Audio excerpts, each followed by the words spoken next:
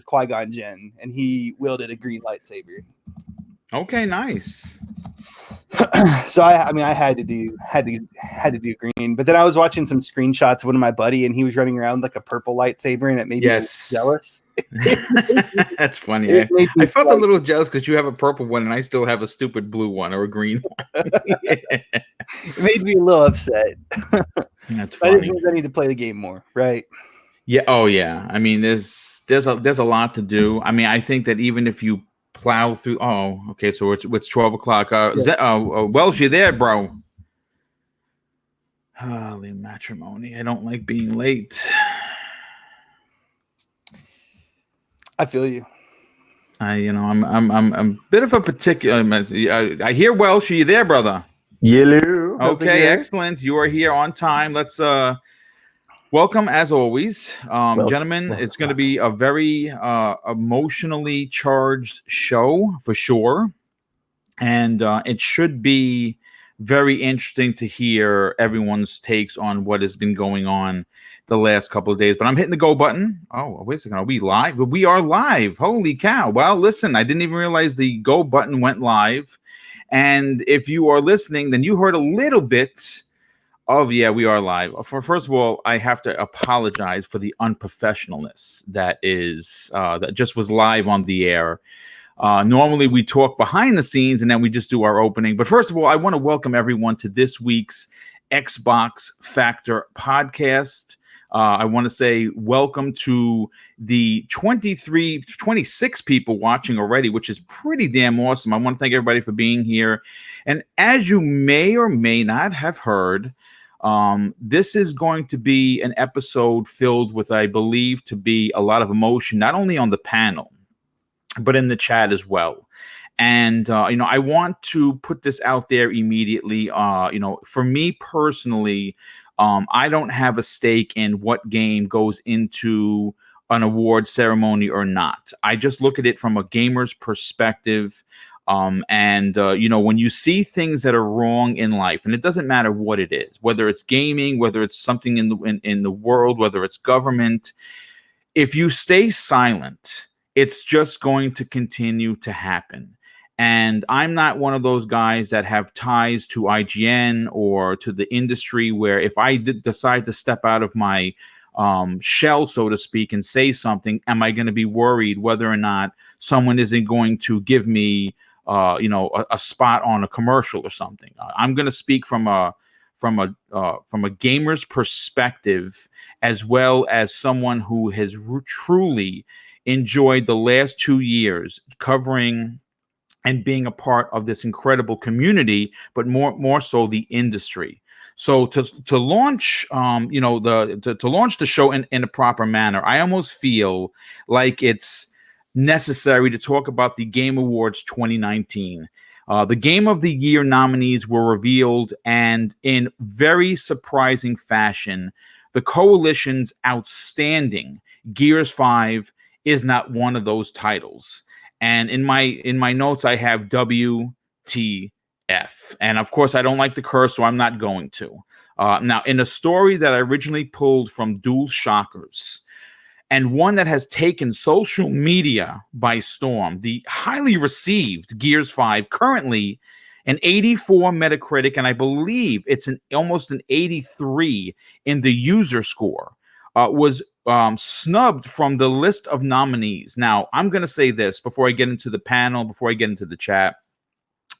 This is probably the worst travesties of video game justice in the modern age of award shows. Now, I know I'm probably going to get some really horrendous comments, and that's fine. I put myself out there 2 days ago, and you can only imagine that the hounds of hell were sent to take down Mr. Boomstick. Some of the comments that I've gotten were, just people that are, making comments, and that's perfectly fine. I had one guy completely turn around everything that I said and rephrase it so it sounded like I was a boob, and that was fine. But then you get the rabid fan base, the toxic and very dark part of the community that I normally stay away from. I don't usually interact with. And of course, you know, when you put yourself out there, wow, you're going to expect sometimes, you know, someone's going to fling shit and it's going to get on your shoes. That's just the way it is. But you know, let's get back into what we're talking about here before I go on a ridiculous rant. The show is produced and hosted by Jeff Keighley, who is also the owner of the Game Awards, if you didn't know that. And he is obviously a blatant fan of Kojima. He is a blatant fan of the Sony platform, and saying that he does not have any influence to mold and change this show would be foolhardy at best. And I'm actually just being polite because I don't want to insult anybody. Now, Death Stranding has received 10 total nominations in categories up for the award. Now, I've always held Jeff Keighley to a high standard. And I also said in a tweet to him, which, by the way, he responded to me directly, which I was very surprised. And I believe I struck a nerve.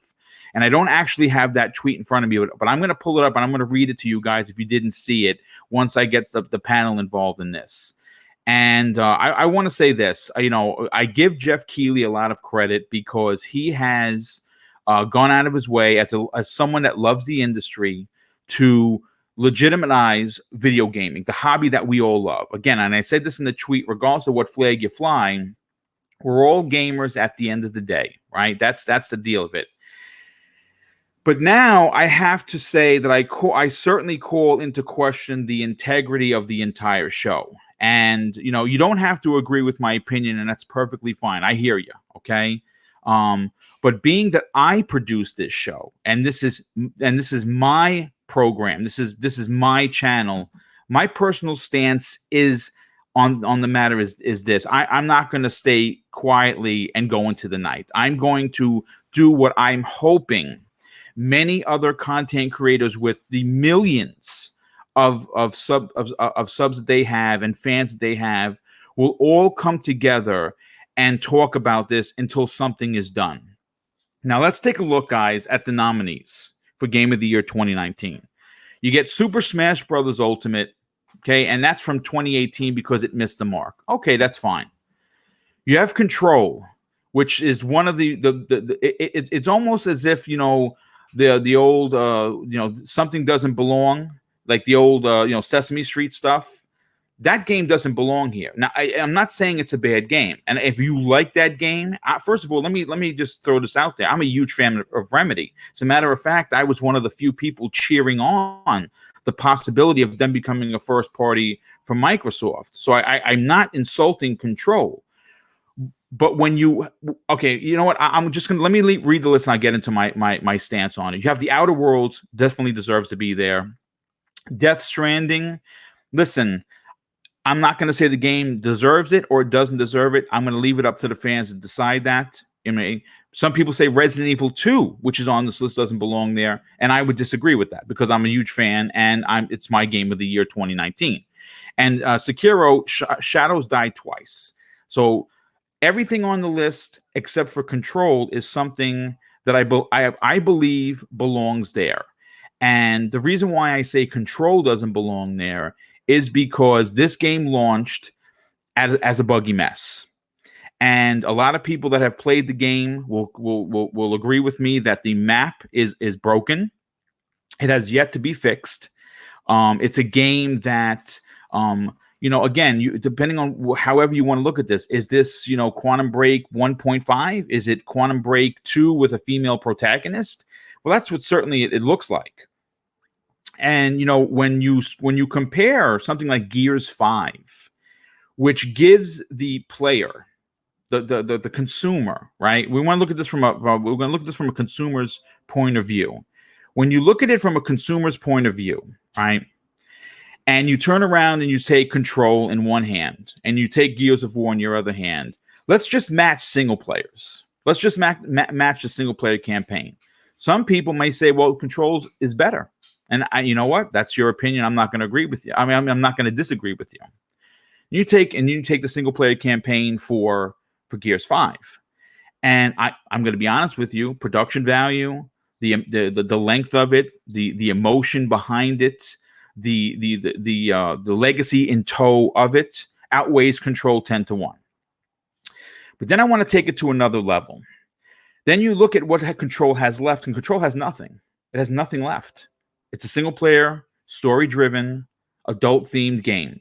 And once you're done, you're done. Whereas if you look at Gears 5, well, after the single player campaign, let's say you want to play on the hardest level and you want to go through it with a buddy. Well, you can do that. That's called co-op. And then they created an entire new 3-player co-op thing called Escape. It's a whole mode that completely changes what online was. Then they added arcade mode where they have hero characters very similar to some of the most popular shooters. And then, of course, you have the story, tried and true multiplayer.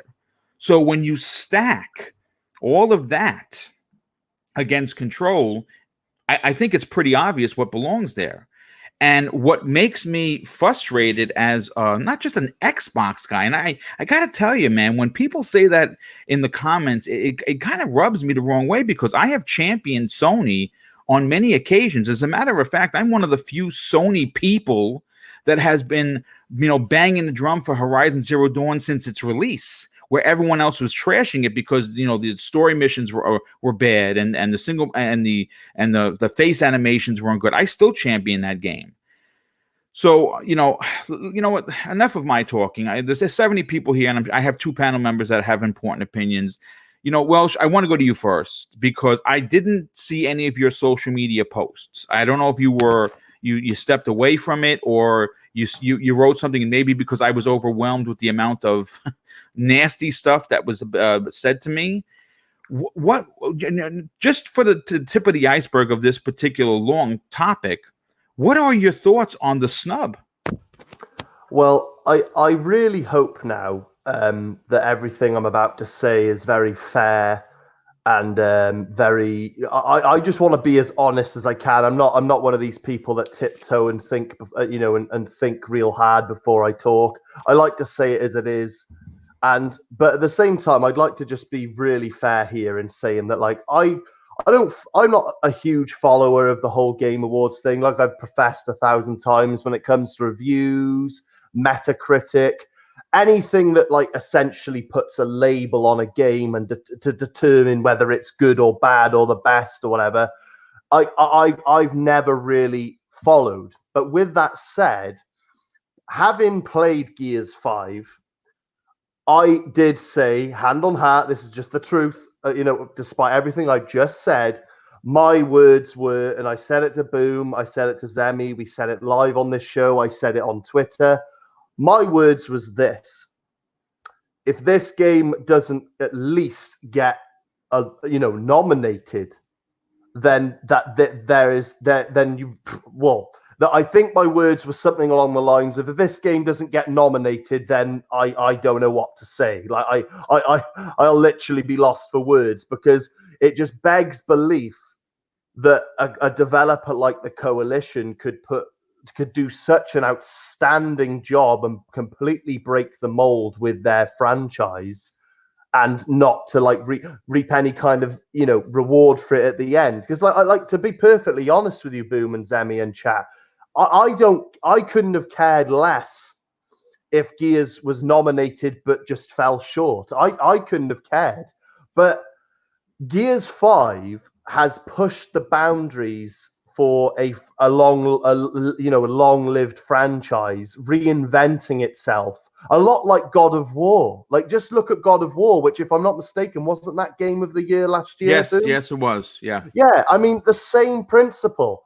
People could say, oh, it's just another God of War, blah, blah, blah, blah, blah. But no, when you break it down to the nitty-gritty and you go through with a fine-tooth comb, they reinvented a franchise with a strong, compelling story, with the open world element, the areas to explore, and it took off. People loved it. Now you take Gears of War, which is a long-running franchise, and it's always been a linear one, corridor shooter or whatever, with a compelling story, no less, but still. And they've reinvented it and completely remolded how we think about a Gears game, with a very promising future ahead of us for future Gears games. And I just think that kind of boldness and the way they executed it, because like I said, Boom before, it's one thing to say what you're going to do, but it's the execution. And I think they executed it damn near perfectly. And that's without talking about, like you said again, Boom, the multiplayer, like everything bringing you back. Now I look at this list here. Super Smash Bros. I don't know. I'm gonna say that one can stay on the list because it's a beloved game for the Nintendo franchise. I'm sure it has a cult following. Control, like I said to you guys privately in the DMs, Control for me is literally just Quantum Break reimagined. It's literally the Quantum Break formula, but with a female protagonist and a few differences here and there, no doubt. But from everything I've seen from the gameplay, it doesn't look like it's really broken any mental barriers that are just like, wow, this game's legit. I need this shit, man. I need Control. And everyone I've spoken to on a personal level who's played Control have said they've thoroughly enjoyed it, but that it's not like incredible. The Outer Worlds, I haven't played enough of the Outer Worlds yet to claim whether it should be up there, but from what I have played, it's very impressive. And everyone I've spoken to who've played it have said that it just gets better. So that's fair enough. But Resident Evil 2, that's a remaster. I know you might hate me for saying this, Boom, and I apologize. No, listen, dude. Everyone's listen. This is a conversational podcast. Everyone's opinion matters, and yours certainly does. So I hear what you're saying. Oh man, it's like Resident Evil 2. I'm sure it is as phenomenal, if not better than ever, with the remastered graphics and the new everything. The mechanic, they probably did an outstanding job with that. But I do personally believe that no remaster of an older game should have any place in a game of the year awards ceremony. And then Death Stranding. Now, where do I begin with Death Stranding? I mean, I'm not going to sit here and say it's a bad game. I'm not going to sit here and say it's crap or whatever because I haven't played it. But I have seen a lot of gameplay, and I'm just not. It doesn't look like a mind melter, Boom. Let's just put it that way. It doesn't look like one of those games that you're literally I don't know how to word it, and then once you finish the single player, you're not going to be given extra content to come back to. It just looks like, to be fair, reading between the lines, it seems the vast majority of people, at least the bigger YouTubers like Review Tech USA and stuff like that, people just aren't all that impressed, or at the very least, they're saying it's a good game, but it just seems to be getting a pass that other games wouldn't be getting. Just because it's a Kojima game. And I just think like a few of these games on this particular list of nominees just don't belong in that list of Game of the Year nominations. And I do think Gears 5, I really do. People can say I'm just waving the green flag and I'm a fanboy, but I'm not. I really am not. I'm a gamer at the end of the day, and I just call it as I see it. And I'm seeing a few titles in this list that just don't belong there at all. There are better games out there, and one of the better games I'm talking about is definitely Gears 5. An all-round bang for buck. The story is outstanding, graphically incredible. The music is phenomenal. The voice acting, everything about it. And then you've got the multiplayer, the laundry list of options with multiplayer, the replayability, the future DLC, like free post-launch DLC, the horde mode, the escape mode. The game is literally got something for everybody, and it's just an outstanding cinematic masterpiece. Yes, it was launched with a couple of bugs here and there. I'm yet to find a game that doesn't, to be perfectly honest. But that shouldn't say anything. Christ, The Witcher 3 launched a buggy fucking mess, and that was Game of the Year that year. And I'm sure God of War had a few glitches here and there, and that was Game of the Year. Like these games do have glitches. It's just the nature of the beast. But I'm just, like I said, I want to be as completely fair as I can, and then I'll pass the mic over to Zemi. I obviously the elephant in the room here. I know I just said about Control and Resident Evil, but the elephant in the room here is Death Stranding, because it's a Kojima game, because Jeff Keighley is obviously a huge proponent for Sony, for Kojima. He's cameoed in this Death Stranding, from what I gather. And you know, he probably gets the final say on a lot of things, as it's his ceremony. You know, it's his thing. Like that. You know, that's like, I don't know. That's like you, Boom. It's like, this is your show, your YouTube channel. So you decide the topics. You decide, like, you know, what we're going to be talking about. You decide who guests on the show. It's not like it's your channel and your show, but me and Zemi are calling the shots. That's not how it works. Like, he is the referee of his own game, and it seems very, very fishy, if you ask me. Like I said, to keep it as fair and as clear as possible, I like to be transparent. Please, guys, listen to me when I say I'm not saying that Death Stranding is not a good game. I'm saying that it looks a very average game at best, with probably a strong story. It looks beautiful graphically. It's a very linear, one-dimensional experience, probably has zero replayability. Once you've completed the single player, minus a couple of trophies, if you want to play it through again, you know, throwing a baby off a cliff or something for 100 trophy points. I don't fucking know. But the bottom line, it's not anywhere near the same level of replayability and bang for buck as some other games out there. Gears 5 being definitely one of them at the top of that list. And I just find it very suspect that the guy who owns this ceremony makes no secrets or excuses about his love for Kojima and the Sony brand, and the fact that he cameoed in the game. It just seems far too suspect that of all the games out there in the wild right now, Death Stranding, which looks very mediocre or average at best, I think we've been doing this long enough, Boom, to be able to say quite confidently when a game, even a game that we haven't played, if a game looks phenomenal, like Star Wars Jedi Fallen Order, perfect example. I can't physically afford to play that game yet, but I am very, very fucking impressed, pardon my French, with every bit of gameplay I've seen. Now, it boggles the mind how that isn't on the list from what I've seen. Yeah, it came out on the day of the list. The deadline. Again, this is.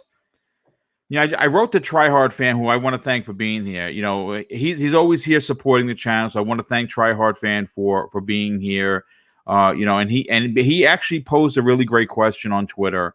And you know, does it really matter if a particular game that you have as your game of the year isn't on the list? And you know, and I agree with him to some extent, of course.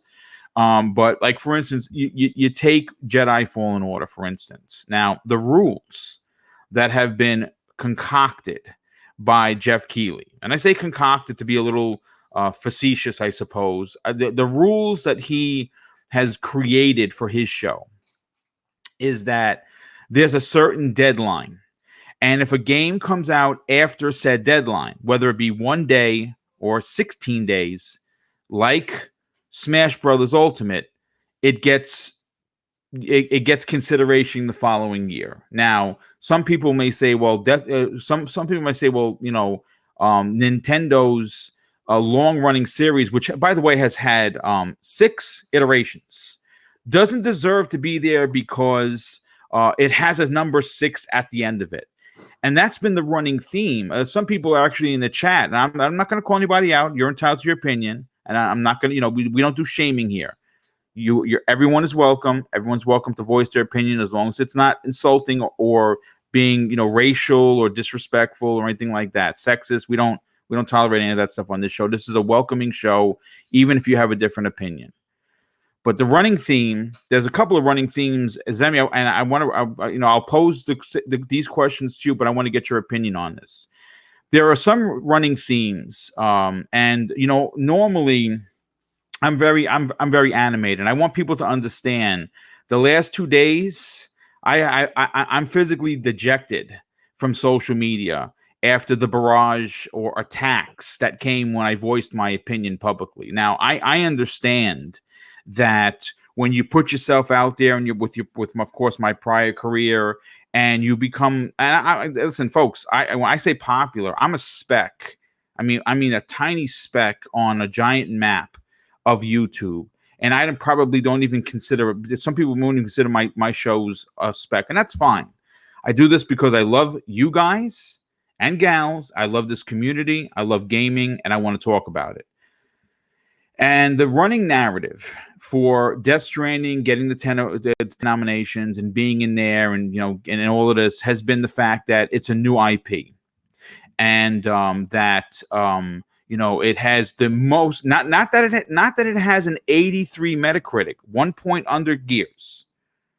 Okay, not that it has a user rating of 5.7. 5.7 is a 57%. Now, some people may say, well, boom, hold on a sec. Those are user ratings. Those could be Xbox haters. I'll give you that. But it's still an 83 Metacritic from the 90 plus reviewers. Okay. And you turn around and the running joke is that, well, it's the only game in 2019 with the most 100 perfect scores. Boom. And I'm like, but it doesn't matter. Because it's not 100. It's a matter of fact that interview that Kojima insulted everybody, whether you felt insulted or not, was him pouting like a child that he didn't have a 96 Metacritic on a game that he thinks is 100. And it's his creation, so be it. And the other running theme that I've seen actually people in this chat and on social media run with this complete ridiculous narrative is that, well, there's a 5 at the end of the Gears number. So it's not a new IP. There's been 6 of them. So what? It doesn't deserve to be here because there has been 6 of them. Well, I'm going to have to say that you probably should look in the mirror and actually say that to yourself and see how ridiculous that actually sounds. Because obviously, if there have been 6 iterations throughout the franchise's history, that kind of tells me as a fan of gaming, not the Xbox, but as gaming, that the series resonates with the millions of people that keep asking for sequels. So, Zemi, I want to go to you now. With all of that said, when you see everything that's going on, when you compare apples to oranges, apples being the Death Strandings of the world, and then oranges being the Gears 5, I think that they did enough to innovate for the game. They took chances. They did things in the game that have never before been done in the franchise. And I think just based on the pure amount of content, the replayability, being that this is probably one of the best graphical titles in the Xbox One generation. It told a very, very strong emotional story. Towards the end, there's a massive choice that is going to change the story in a way never done before. And they did all of this, and it still misses the mark. Now, before I get to your opinions, Emmy, just for comparison of how ridiculous this award show is, Gears of War got 3 nominations, and I'm not going to get into the nominations just yet because that's the second part of this story. But a game like Control got 8. And I mean, listen, if you like Control, I'm not going to here to tell you that you shouldn't. But 8 nominations and Gears gets 6. Gears gets 3. Makes me really scratch my head. But Zemi, you don't really run with emotion. You like to talk about facts. So of course, I think that the community and the chat and anyone that's going to listen is very interested to hear what you have to say. What are your thoughts on the snub? Well, I think this kind of goes a little bit further than just Gears of War. I mean, I think that this is like kind of somewhat a repeating pattern that we've seen. There's been many, many years that the Game Awards come out with their nominees, and I absolutely disagree with them, and that's perfectly fine because my opinion's completely different than a lot of these critics and stuff like that. But I think it's going to be really hard for the Game Awards to rally a solid argument that their show hasn't turned somewhat biased. And the reason I say that isn't because of the Game of the Year. I don't care if Gears of War gets nominated for Game of the Year for VGAs or for the Game Awards. I think it deserves it. I think Borderlands 3 deserves it too. I think A Plague Tale deserves it. I think, obviously Star Wars Jedi Fallen Order, I think that it deserves it as well. Obviously that specific game doesn't fall into the rule set, which is perfectly fine. But there are a lot of games that deserve to be Game of the Year. But I think what really, really is probably the biggest piece of evidence to prove that the Game Awards is somewhat, shady and kind of biased is the fact that each of these categories have 6 nominees on each of them. Like none of them, from my understanding, have more than 6. There are a few that have 5. One of those with 5 is the multiplayer category. In Gears of War 5, one of the biggest multiplayer games was not listed for that, which I think is very, very concerning. I mean, they have an extra spot, and one of the biggest multiplayer games of this year that came out isn't even listed there.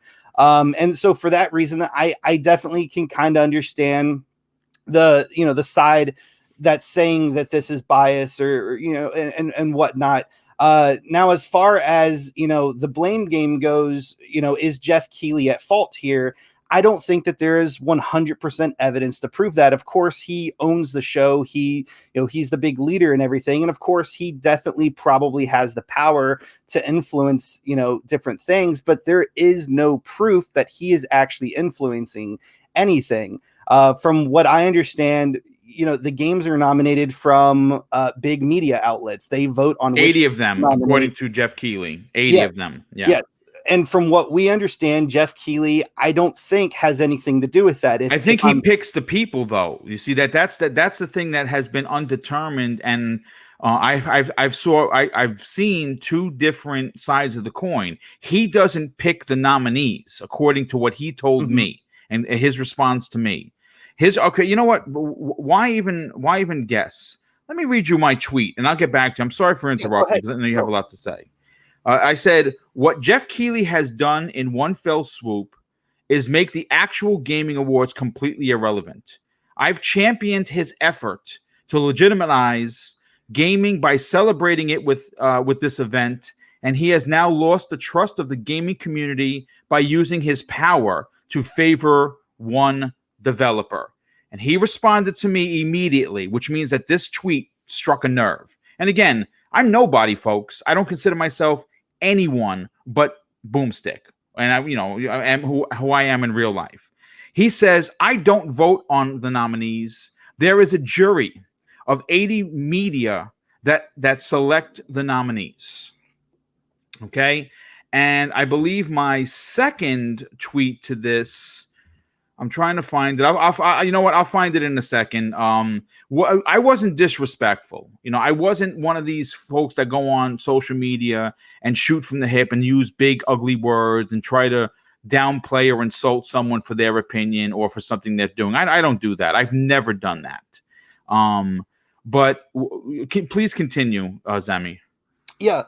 So like I was saying, I don't think that there's 100% evidence to prove whether Jeff Keighley is at fault here. I think what would probably go the furthest to fixing this entire scenario is more transparency with the Game Awards. I think Jeff Keighley should make a public statement. I think that they should release specifically what media outlets recommended each nomination, and I think it should be as transparent as possible, because here in the last few years there's been many games that I thought deserved to be Game of the Year that were never nominated, or even for other categories, and so I think transparency would go a very, very far way for this. Because I think most gamers, if you really think about it, a lot of the games, how often did a game that you want to win the Game of the Year actually win the Game of the Year? Probably not all that often.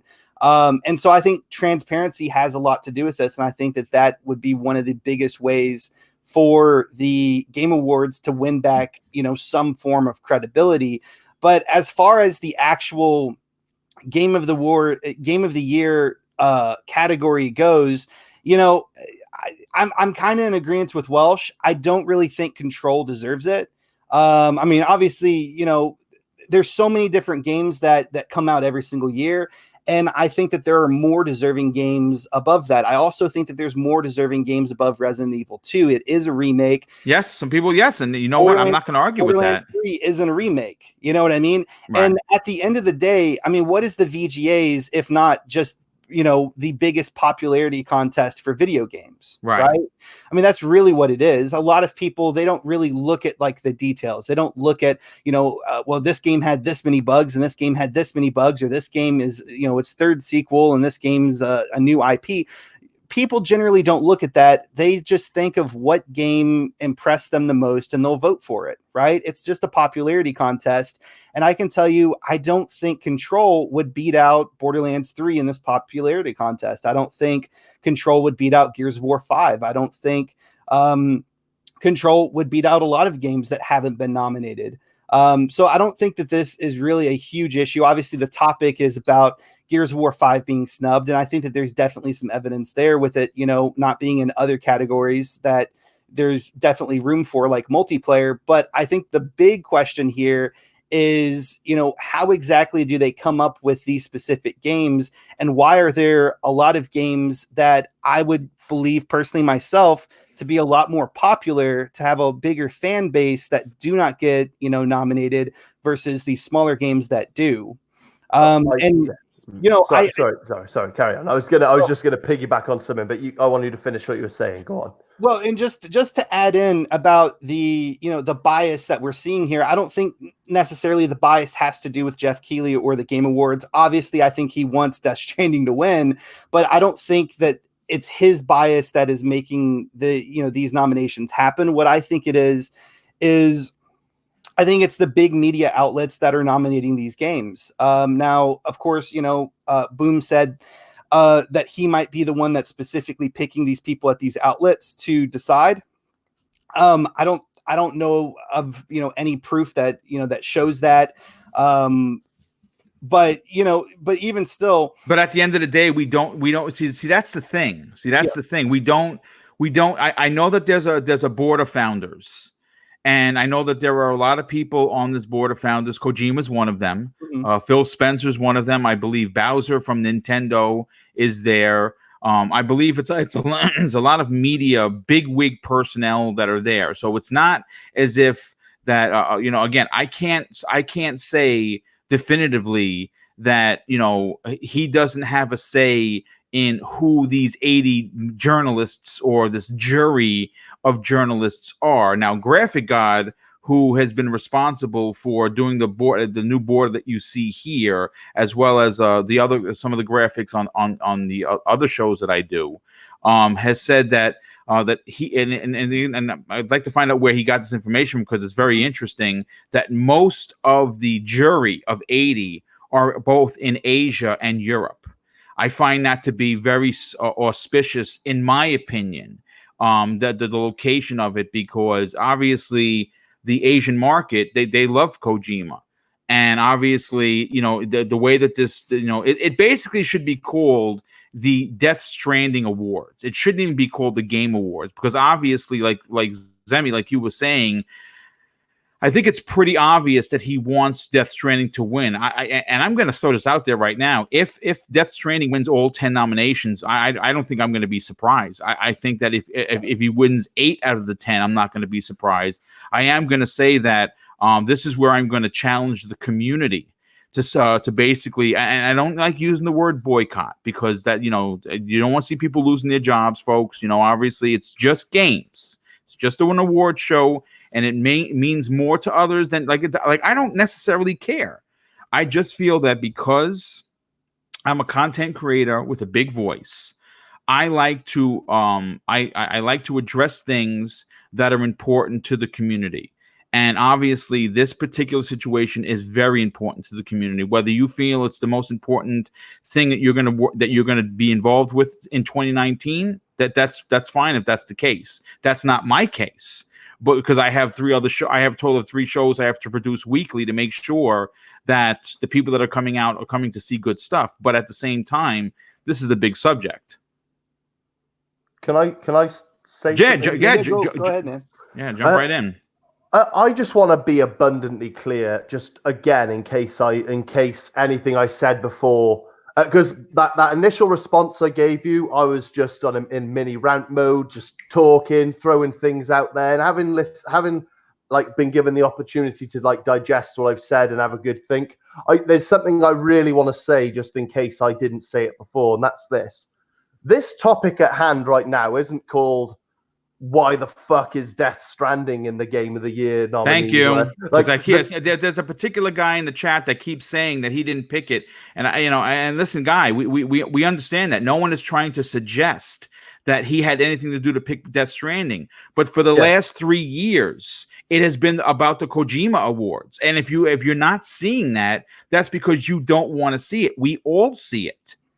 No, absolutely. But like the main point I want to make here is the fact that this topic that we're discussing now is we're trying to get to the bottom of how a game like Gears of War 5, whether you like it or not on a personal level, guys, did a hell of a lot of things that that should warrant it, at least in the conversation, is what I literally, right?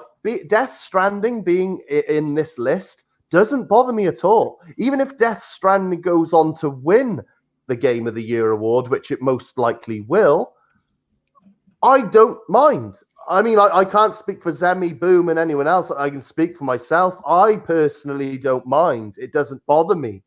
But I just can't believe that a game like Gears of War 5, which, I'm sorry, but like it is arguably one of the most well put together titles that this generation has seen. I know I'm going to probably get laughing faces in the comment section now at ha ha ha, Welsh's loot is an absolute moron, but I'm just being completely honest. Is it the best game this generation? No, I'm not going to say it is, but I mean, I can't say that is definitively, but for me, it's certainly one of them, but I can only speak for myself. But the game itself, just looking at it, is a true masterpiece in its design. Like what the guys at the Coalition have done is amazing. It's an all-round bang for buck title. It has everything it has so much choice. There's something for literally everyone. And as the topic suggests, because this topic isn't why the hell's Death Stranding here, it's why is Gears 5 not here? And we are just analyzing the fact that of all these games in this list, Gears 5, as well as many other titles, deserve a place over some of the ones they've chosen. And I think I speak for Zemi and Boom on this particular note now, and I'm about to say that that we feel it is very suspect and fishy. Whether you want to place blame in the lap of Jeff Keighley or the jury, the people he chooses to come in, whether it's a geography blaming game, like the parts of the world where the voting system is placed, like if it's biased due to like the Asian majority or what have you. I'm just throwing that out there because it's what we're discussing. But whatever the case, it just seems very suspect. And I personally can't believe at first glance that a game like Control and Resident Evil 2.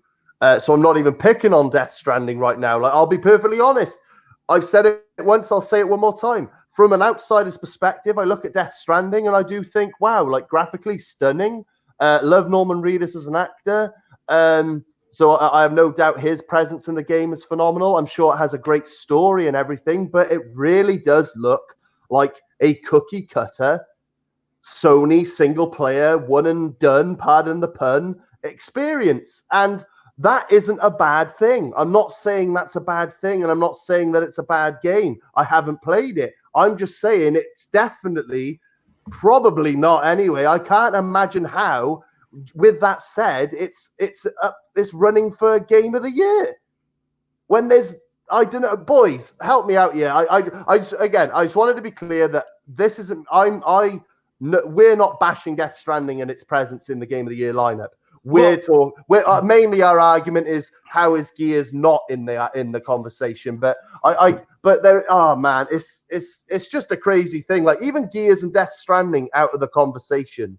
There are so many games that deserve to be in this list that aren't there, and it is very questionable to say the least. Well, just setting, Game of the Year aside, I know that is like the big highlight, but just setting that aside and looking at other categories, the multiplayer category that. Well, yeah, we're going to get into that now, and I want you to run with that because that was actually going to be the segue into the second part of this. As big as the Gears of War franchise has been for multiplayer, Zemi, you touched on it a second ago. When you look at the categories, you could agree with all of them. The two glaring problems is exactly what you said. There is a sixth missing category, a nominee, and Tetris 99 is in there. Yeah, so how did that game get there and not Gears of War? That's well, run with that, because I mean, that's a head scratcher if I've ever seen one. I mean, run with it, Zemi. How are you going to nominate Tetris 99, a Tetris multiplayer game, above one of the most critically successful multiplayer games ever, Gears of War? I mean, I'm not saying that Gears of War outbeats Halo. I mean, obviously Halo is more, brand recognized, I would imagine, but still Gears of War is a huge title. Their multiplayer is absolutely fantastic. Probably one of the best multiplayer Gears has seen in the last few years. Can I just piggyback on what you're saying for a split second? Can I just piggyback on what you're saying for a split second? Absolutely. I would go out on a limb and say, and this is just, do you know what? I'm not just speaking for myself. I am speaking for myself, but I do believe I'm speaking for the majority here. But Gears of War and Halo are arguably two of the most competitive and excellent like multiplayer games out there. And speaking of Gears of War specifically, because Gears of War's multiplayer is my jam, man. I love Gears multiplayer. There is not a more rewarding and satisfying game out there when it comes to multiplayer. There just isn't. Like, anyone out there, if you haven't already, or if you've just given it a go, you're not too sure, get your ass on Gears of War 5's multiplayer and play King of the Hill. And if you are not literally losing hours getting into that grind with all the blood and the gore and the competitiveness, I shit you not, guys. Like, there's not a game out there like it. It is easily the best. I'd go to say out there is one of the best multiplayer experiences, hands down. Whether casual, competitive, it's phenomenal. I just have to say that. So back on what you're saying, Zemi, like, well, it is mind-boggling that even on the multiplayer side, it's not part of the conversation. Like, even if you're a Tetris fan, and if you are, that's perfectly fine. I don't really care for Tetris myself, but even if you are a Tetris fan, there's still only 5 nominees for the multiplayer category. Every other category that if I'm not mistaken, has 6 nominees. So there's an empty spot in multiplayer. So I'm not saying that you should get rid of Tetris and move in Gears of War. I'm just saying that I think Gears of War deserves to be up there more than Tetris, and they also have an empty spot, which just, scratches the head. And I think that is probably one of the biggest proofs or biggest pieces of evidence to prove that there is a bias to the Gears of War franchise in this year's, Game Awards, is that not only is it not on Game of the Year, which I could understand. There's a lot of games that come out. Like I said, I think Modern Warfare deserves to be up there on Game of the Year. Borderlands deserves to be up there on Game of the Year. A Plague Tale: Innocence. I think that game is absolutely fantastic. And thank God it got nominated for Best Story of the Year.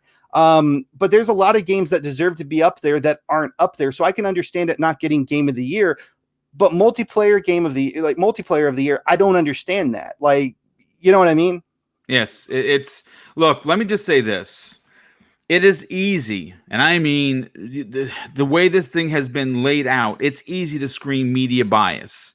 And of course, I'm always reluctant to say that. But in this particular instance, you have to ask the question. If you're telling me, and this is where it gets into the weeds, so to speak. If you're telling me that these 80 so-called handpicked or not jury members from whatever outlets they're from have come up with the nominees, if you're going to turn around and tell me that the best that you could do as a supposed honest and fair thinking panel or jury of 80 people, the best that we can come up with are these 5 multiplayer titles. Tetris 99 being one of them.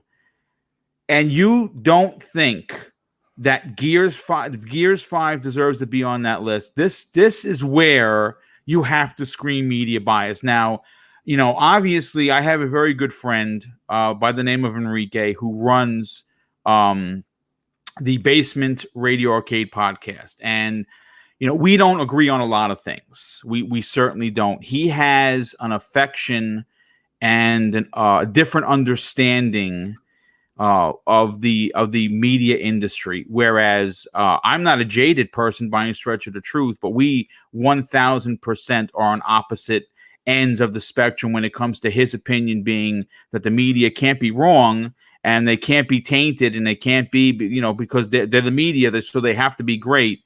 Whereas me, I know that human beings, all human beings, including myself, are fallible.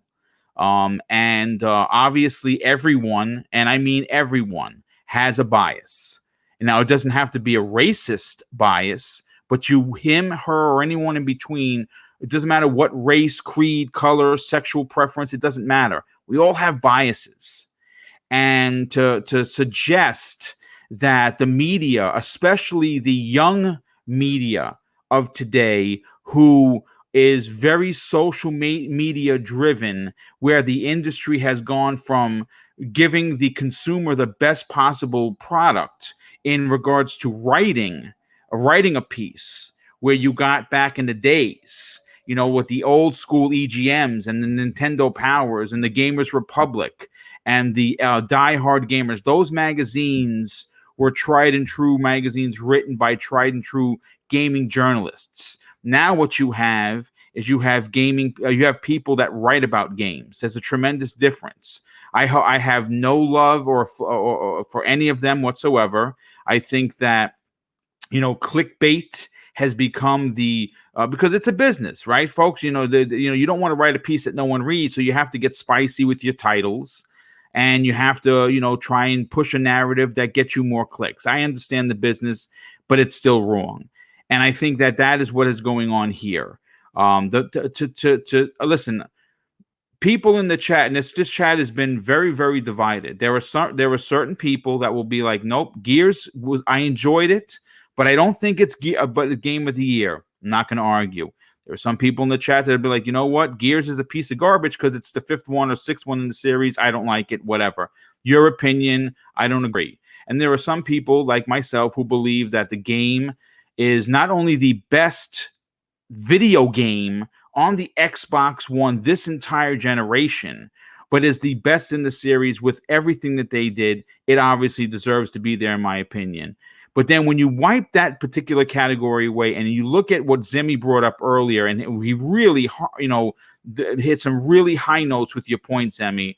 How does Gears 5, the biggest multiplayer game on the Xbox currently, how does that game, a first-party game with the changes it made, with the amount of content that is not just shoved in there for the sake of being shoved in there, each mode brings something new and different to the table. Sure, you have your PvP player, you know, tried and true, you know, multiplayer, but you have 3-player co-op, you have co-op campaign, and you have arcade where you have hero characters.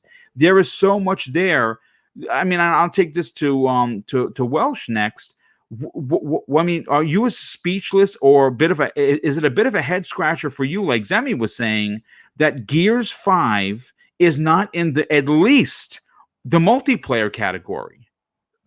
Yes. I mean, like I said before, with the first, when we were talking about Game of the Year, that category specifically, I said from the start, I want to keep it quite fair.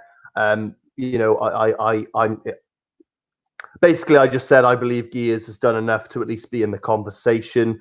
But, you know, that is still subjective in the sense that, like, I can only speak from my personal opinion and kind of compare from what I've seen of the other games. But when it comes to the multiplayer now, and we're talking multiplayer of the year, I'm sorry, but, like, the fact that I don't know what else to say other than Gears should 110% be in the conversation with that category. there's just no question. There is not a better, there is not a better multiplayer out there right now. Like there isn't. I mean, I know people are going to say Modern Warfare, but Modern Warfare is very good. I've got it. I really enjoy it. I really, really do. Don't get me wrong. I'm not knocking it at all. But Gears 5 is definitely superior in its competitiveness and in its fun factor. I'd rather, if I was going to sit and play just the one game for the whole day multiplayer, I'd rather be playing Gears 5. Yes, that's my opinion, blah, blah, blah, blah, blah, blah, but still, it's true. It is definitely it's far more superior. But I got to say this as well. I just want to nip this in the bud. I was only made aware of this particular narrative because of you two explaining it to me in your answers with this particular topic. But it does make me laugh my balls off. I'm not going to lie when I hear people say, "Oh, Gears 5 can't be Game of the Year because it's the 5th game, well, 6 if you include Judgment. It's not new. It's not this. It's not that." But it's just like these people really have to do their homework because literally Uncharted, take Uncharted. There's 4 games, and that's not including the PSP games and stuff. But that was up for Game of the Year, and when it lost, people were rioting in the streets. Yeah, just saying. But like another one, God of War. God of War actually got Game of the Year last year, correct? And that was at least the 4th iteration of that game. It actually might have been the 6th because I believe that there were 3 mainstaying games, and I believe there were 2 PSP games, which I beat, by the way. I beat them all. Yeah, that's what I mean. That's what I was just going to say. The same as what I said about Uncharted. That was the God of War on the PS4 that won Game of the Year last year was the 4th console iteration of God of War, and that's not including the other 2 iterations that were for handheld. So like the logic is completely flawed. Yes. If you're gonna say, "Oh, Gears 5 shouldn't be in the conversation because it's the 5th game," then by that logic, Spider-Man should have no talks of being in a Game of the Year because Spider-Man, okay, it's the first Spider-Man exclusive to a console. But it's not the first Spider-Man game. It's far from it. It's probably the 101st fucking Spider-Man game. And then God of War, that, like we just said, is the 4th console iteration, the 6th or 7th if you count other iterations. Uncharted was nominated, and that is that it was going into its 8th iteration if you consider console and handheld. And I'm sure there's more. I'm just thinking off the top of my head. But just stop with that bollocks, okay? It's a narrative they're pushing. And just to jump on what you're saying, folks, if you're going to turn around and tell me on this show or any social media post that you put out there, say, well, just a second, boom, they did different things with God of War. They changed it up. You can throw an axe now, and he had his son with him. I would say, you know what? I'm not going to argue. In fact, I absolutely loved God of War. The only reason why, first of all, I called God of War my Game of the Year the prior year, just based on the trailer. And the only reason why it wasn't my personal Game of the Year is because after 200 hours of Assassin's Creed Odyssey, it snubbed it out by it inched past God of War, which I put 60 plus hours into, could not rave enough about that game. If you're going to use that excuse, if you're going to turn around and tell me that no, they did these different things in God of War, then I have to call you a fraud. I got to call you out there on that, because Gears 5 did everything different and still returned to what made it great. Now, before I get back to you, I have to thank 2 people. First of all, I have to thank where is it? Oh, here it is. Okay. A lot of people talking in the chat. Star Hunter 29 drops an outstanding $2 super chat. And he says, we should be the ones voting. And I agree with you. And folks, if you want to know the percentage of this so-called picked or not hand-picked by Jeff Keighley himself, the scenario goes like this. 90% of the vote are that portion of the vote is pushed upon the 80 so-called, and I use that word loosely, so-called journalists or industry personnels that vote. The last 10%, just in case there's a tie, according to Jeff Keighley, is the public. So we are worth only 10% of the Game Awards, which clearly tells me that if there was some sort of agenda, whether you believe it or you don't, and maybe you want to call me a conspiracy nut, that's fine. I hear you. Could be molded in a way that best suits whatever agenda you're personally looking to push. And Gotham Guy, a very dear friend of mine and a dear friend of the show, just wanted to say he drops a $10, an outstanding $10 super chat. He says, I wanted to rant about Jeff Keighley and the media bias because I would have used a lot, of course, words, but you guys pretty much summed up how I feel on the matter. Well, first of all, you're always welcome to say what you want. Obviously, you know, we keep everything respectful here. And but I definitely I'm glad that we spoke what you were thinking, because again, what I said on Twitter, Welsh, is that I don't think that it's me being a conspiracy nut. I don't think it's me being an ex-bot, like some people have called me, even though I own all 3 consoles. In fact, I guarantee you that these so-called toxic bastards of the PlayStation dark side that came after me like the hounds of hell, I can guarantee you that I actually have a better trophy a score than they do. And I can guarantee you, because I am who I am, I own more PlayStation 4 games than they do as well. But with that said, I digress. Please continue with your point. Oh, well, sure. You're muted, my brother. I mean, I'm going to be honest with you. Sorry, man. I do apologize. My point was completely made, Boom. Honestly, okay. I just can't stand the logic of like the sequel thing. Like, it's like GTA 6 is coming out next year, and no doubt that'll probably have a fucking, you know, say in the next game of the year or something. It'll definitely be nominated for something, but no, GTA 6 can't possibly be in the conversation because it's got a fat 6 next to it. It's just ridiculous. And then one more agenda I just want to stomp out. I'm seeing a few people in the chat repeating themselves. They must have dementia or something because they've said the same thing 20 times. And that's that a game's like popularity, like the multiplayer, like people are referencing Twitter and Mixer and being like, oh, it's already dropped down 20 slots. And it's like, that's really, there's no argument there, because when you look, like, just speaking of Twitch and Mixer, the first 2 games that come to mind is Fortnite and Apex, PUBG.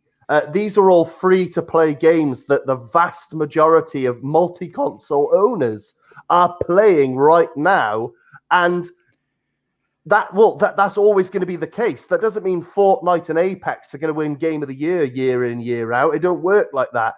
Like a game like Gears, Halo, whatever comes in, even like Call of Duty Modern Warfare, these games will come in, and for a hot minute, maybe a few weeks to a month, it'll be up there in the top 5, top 10, and then it will inevitably slowly drop away. And games like, you know, your Fortnites and your Apex will go back, you know, reigning supreme at number 1, number 2 slot. It's just how it is. You know, it's just how it is. You know, so that's not really a valid argument neither, because it's a different kettle of fish. You can't compare from those things. There's still a huge player base on games like Gears of War 5. People are playing it. I was playing it yesterday. You know, it wasn't taking me hours to find a game. It's constant. Like, there's always people on it. It's a very hardcore multiplayer title. No, Daniel JLB, correction, you are right. GTA 6 isn't coming out next year, but next gen, I meant to say next gen. But that particular year, whatever year it does come out, you know, it most likely will, you know, be in the run-ins for a game of the year contention or something, because GTA, Rockstar, you know, it goes without saying that they are a phenomenal developer, and that's one of the biggest franchise they have. And it never disappoints. But by these people's logic, if we're going by their narrative, Boom and Zemi, it shouldn't even have a place in the conversation, because it's the 6th installment of the game. So it just is pathetic. But Zemi, take it away, man. Well, just to touch on what you just said as well, you know, I mean, it's the video game awards, not the Mixer and Twitch awards. You know what I mean? Right. Yes. And good point. not yes. all gamers watch Mixer and Twitch. Not all gamers, watch those platforms. So using that as like a basis of deciding the game's popularity is just not, it's not fair. Another way of looking at it is there's certain games that are really fun to, enjoyable to watch people play. Battle Royales are one of those. There are some games that just really aren't that fun to watch other people play. They're great games, but there are some games that are just kind of boring to watch people play. But they're still good games. They're still, possibly popular games. It's just, Twitch streamers don't really want to stream them. People don't want to watch them. And so using that as a basis on whether a game's popular or not, I don't think is very fair. But to backtrack a little bit of what Boom was talking about earlier with wanting to switch it over to like fan votes and get rid of these media outlets and all that different stuff, I kind of disagree with that in a little, I don't say get rid of it entirely. I'm saying that it should be a little bit more than 90-10. Okay, yeah, I can agree with that. I think that they should have more nominees. I definitely think that they should have more slots for nominees. And I think that the Game Awards should be absolutely more transparent with how they let these outlets vote. If there's one certain person from each outlet, that should be said. And they should also show off what games they nominated and what, for, each category. That way we can actually look at it. And if someone is being biased, we then actually have the proof. We can then talk about that instead of throwing our hands up in the air saying, well, we don't really know who to blame. So I am going to agree with you on something you said earlier. That was a genius point. I don't think we touched on it enough, and we're already an hour into this topic, and we have a lot of show left, and I want to get to the other topics, but I want to just touch on this for a second, Zemi. This point was brilliant, and I don't think it resonated enough. So that's why I want to bring it back up. The point about being transparent, showing who exactly is responsible for voting on this. Now, I understand there's a potential of death threats and things of that nature, which I 1000% disagree with. Don't threaten someone's life because they voted for a game that folks, it's video games at the end of the day. This is when the popo in me has to come out and say, all right, let's take a breath before we do anything stupid that we can't rewind time and fix. So don't get this twisted. But what I think should be done, and what I think is fair, it's safe, and it's a way to be able to say, to articulate if in fact there is bias, name the organization that is voting on it. So if it's IGN and it's Kotaku and 31 of the so-called 80 people are PlayStation centric channels, then you could turn around and say, well, hold on just a second there, Jeff. You have 80 so-called media people or jury that you like to call them, but 31 of them are PlayStation centric. You know what I'm saying? So what do you think about that, Zemi? Yeah, I think that would, definitely is a great idea. I also don't think it should be one person at every media outlet. I think that they should poll all of their writers, all of their journalists. I don't think it should be one person at each media outlet deciding this, because there are personal biases. Everyone has a personal bias, even if you say that you don't. I do, and I try to fight that off every single time. I do a game review, I do a podcast, I try to get my personal bias out completely as much as I can, but it's still there.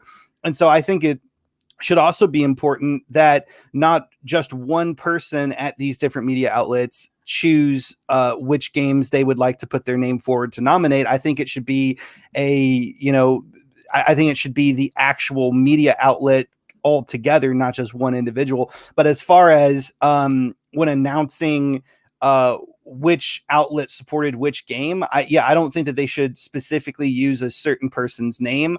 I think that they should just use the outlet. And, by doing that, I think it's going to, drive a lot of these outlets to be a little bit more fair, a little bit more honest, because they wouldn't, they don't want the backlash, the bad PR that could possibly happen if they, were not fair.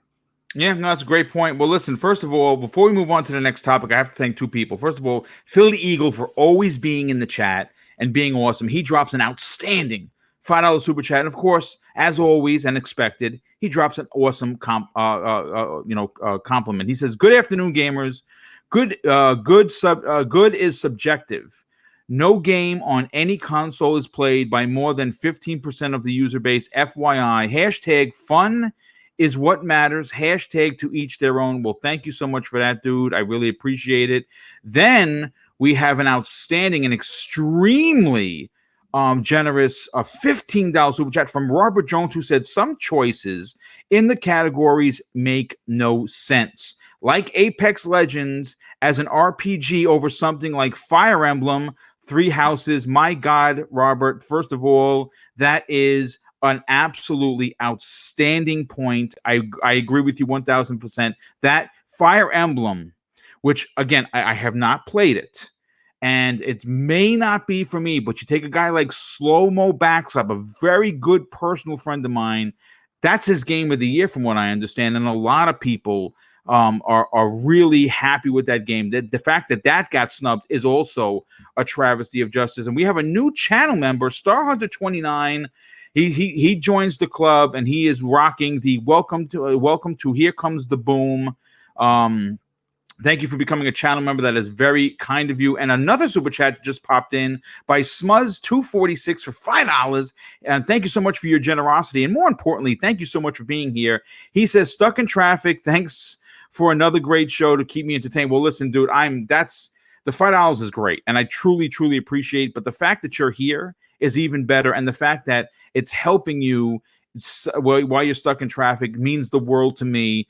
But let's move on to the next. Yes, yeah. Do you want to add something before we go? Yeah, mate, I have to. How on God's green earth has Apex somehow found itself in the RPG category? I'm sorry, man. No, it's I don't want to open up another can of worms. I know we got more topics to tackle, but Jesus fucking Christ, who's behind this shit? Someone needs to get fired quick. They definitely need to restructure the Game Awards. I think that everyone can hopefully agree that they definitely need to restructure the Game Awards, find a better way of going about this, because some of the stuff that they do makes no sense. But like, man, literally, we've been talking for literally 1 hour, 11 minutes, and 58 seconds. We're still finding stuff. Literally about multiplayer and about the main, the elephant in the room, which is the Game of the Year award thing itself. And Jesus God, while all this is going on, and we're arguing credibility, and we're arguing validity, and we're arguing credentials, we want to see results, god damn it. And then you've got in the background, going flying solo under the fucking radar. We've got bloody Apex creeping in to the fucking RPG category like a fucking, oh my God, like a bloody leper. What on earth? Honest to God, god damn it! Honestly, I can't believe what I'm hearing. I thought that guy, what's his name, Robert something, who gave the $15 super chat. I thought he was joking. I was like, good one, mate. And then everyone was like, what? No way. And I was like, no, this can't be right. This can't be right, mate. Honestly, I mean, if this award ceremony can't even put games in the right categories, then they've lost every single piece of freaking credibility, man. for sure. Definitely no doubt about that. But listen, let's move on to the next topic. And it's again, this is it's an interesting one because while discussing the Xbox One, there has been one major component, in my personal opinion, that has been missing this entire generation.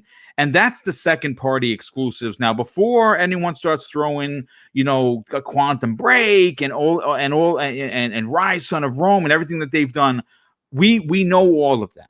We're well aware of what they have had. And I happen to say that I love almost all of them. I've beaten them all. I'm disgusted to my core that we don't have sequels on all of them. But we have to call a spade a spade. During the Xbox 360 era, probably the highlight of anything Xbox, the one tent pole, the one flag in the top of the mountain that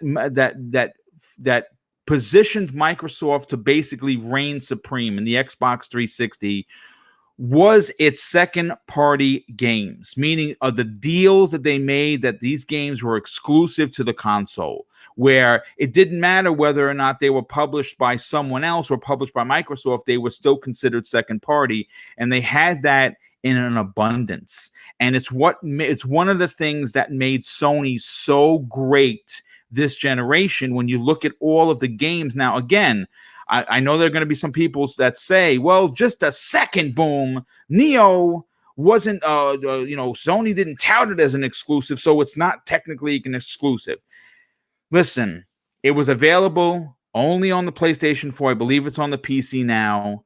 It's a second-party game. Even if they published it, it's not done by one of their first-party studios. In turn, meaning that is one of the reasons why they dominated this generation, because they had games there that we currently do not have here.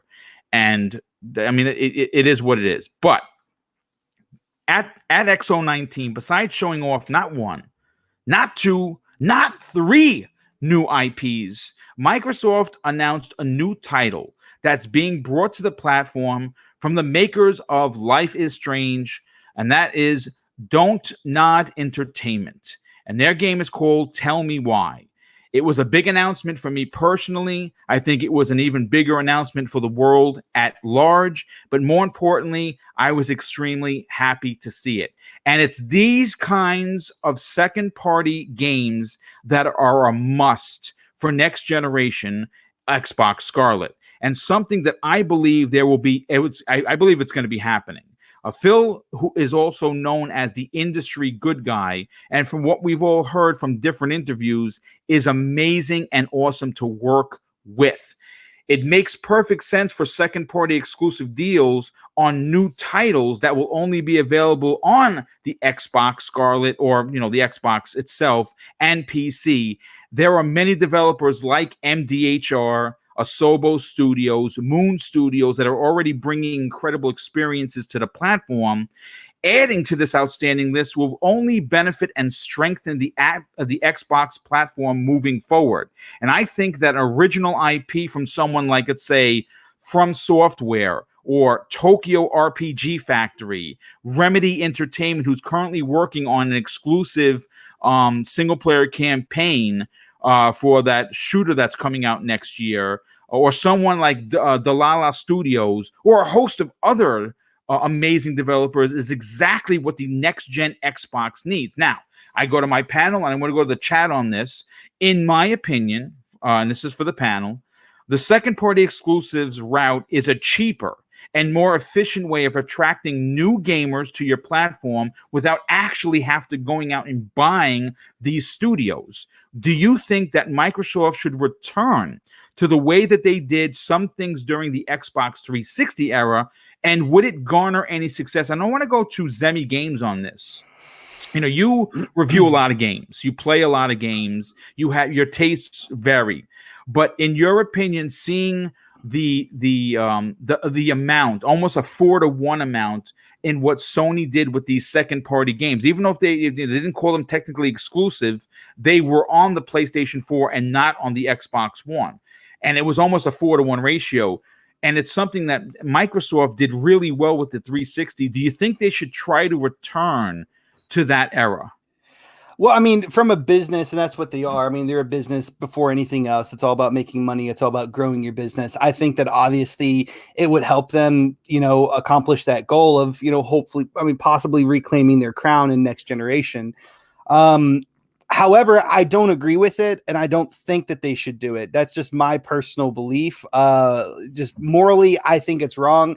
The same way I would, I disagree with Sony doing it. I also disagree with Xbox doing it. And the reason I say that is because, I don't think, for instance, let's just talk about the specific, game that was announced at XO19. Tell Me Why by Don't Nod. Don't Nod, they made Life is Strange. Absolutely love that game. And I'm sure that there are a lot of, PlayStation fans that absolutely enjoyed that game as well.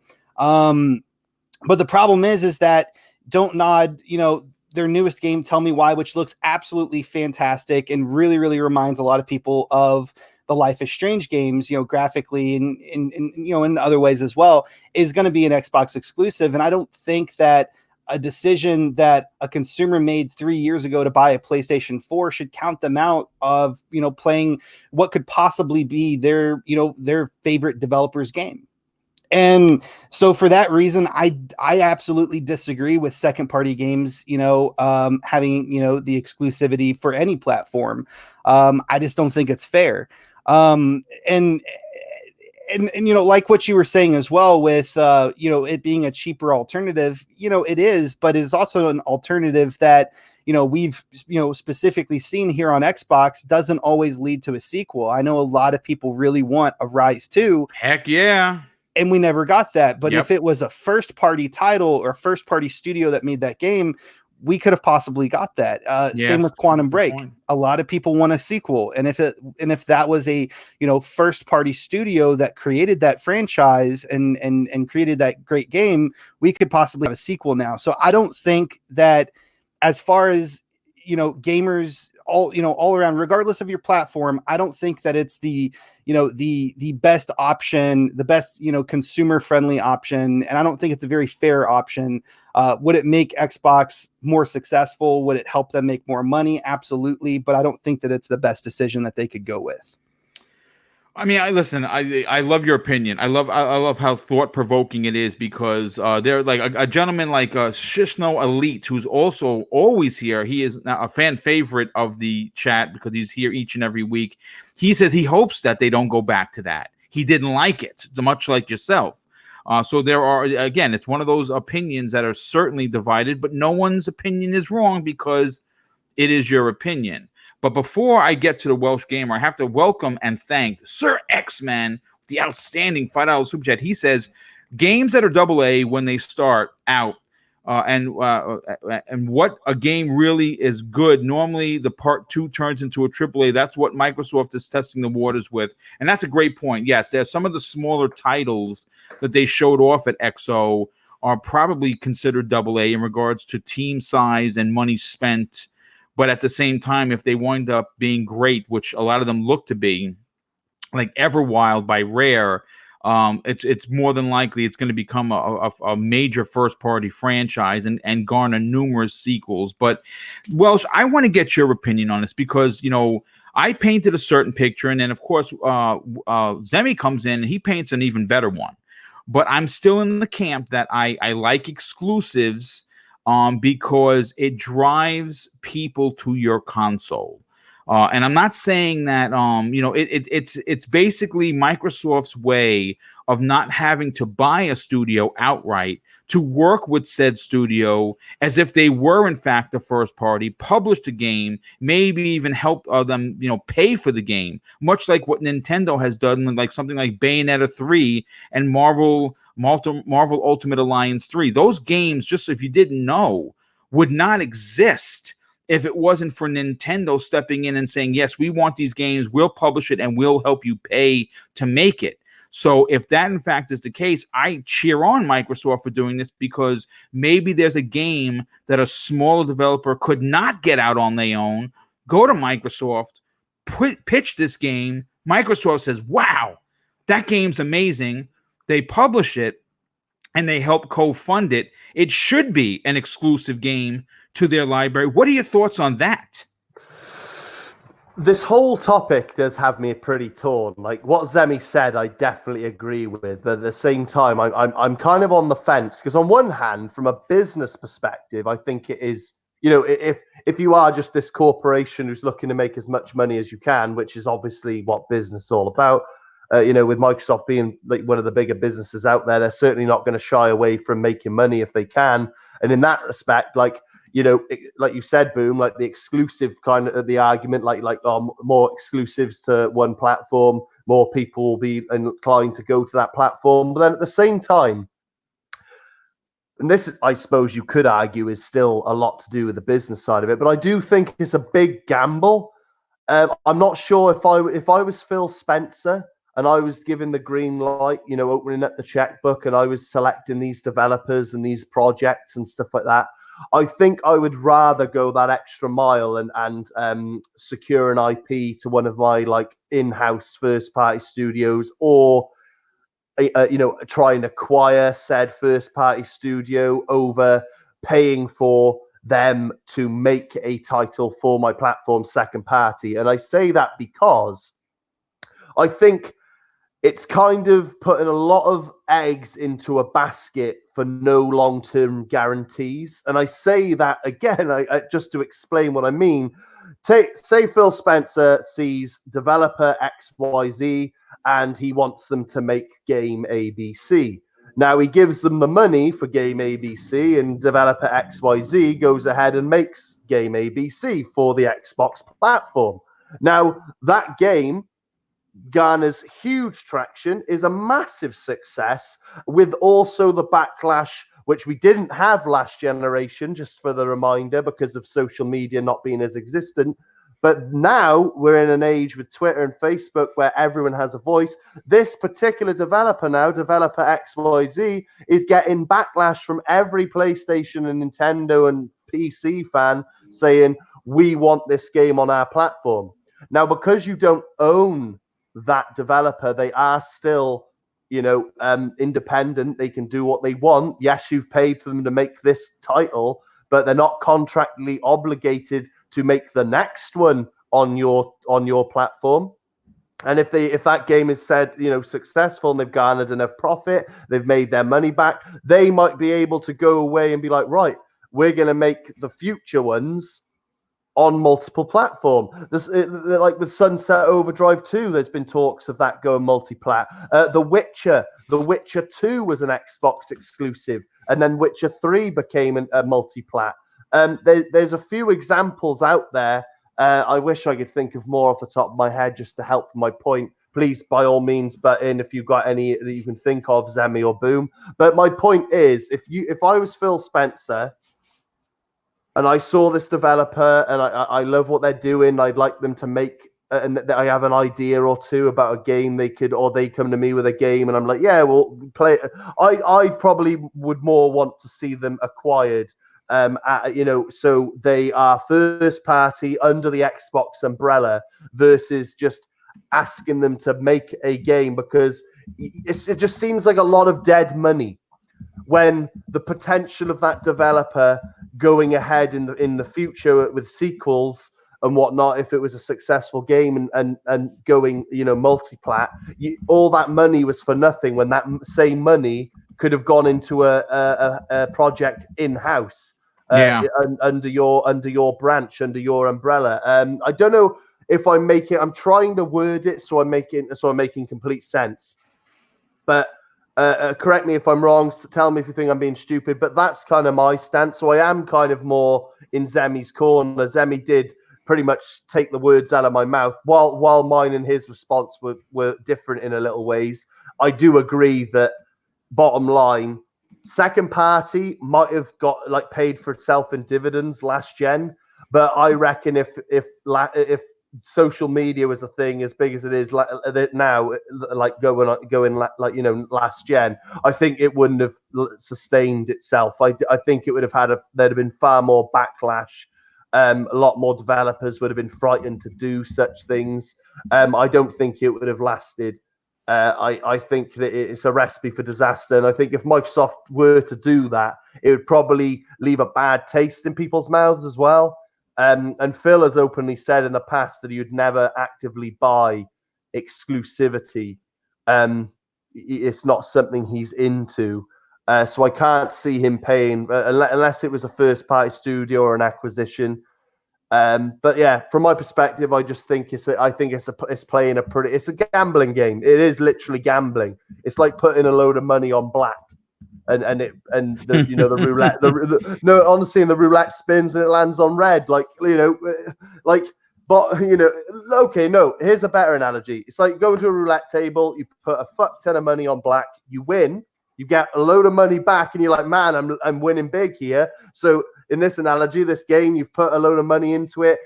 They've made a game for you. You've made a huge profit. The game has garnered huge traction. It's a big success, but in this analogy, you've gone back to this roulette table and you've gone, do you know what? I'm feeling lucky here. I'm going to put all that money that I put down and won back on black again. Go for it. Yep, I'm feeling good. I'm feeling good. You Next lost. thing you know, you've lost and it's on red. That's great. I just think it's the same with the gaming, with the development game. You know, if you've put all this money in a game, in a second party game, an independent studio, you paid them to make a game for you. You and this developer have made bank, but this developer thinks, wow, like this game is actually really popular. You know, I think we want a bigger slice of the pie, you know, and they don't want your money anymore because they've got their money. They're going to produce the next game in-house themselves and make all the profit themselves. And then you're pretty much shit out of luck.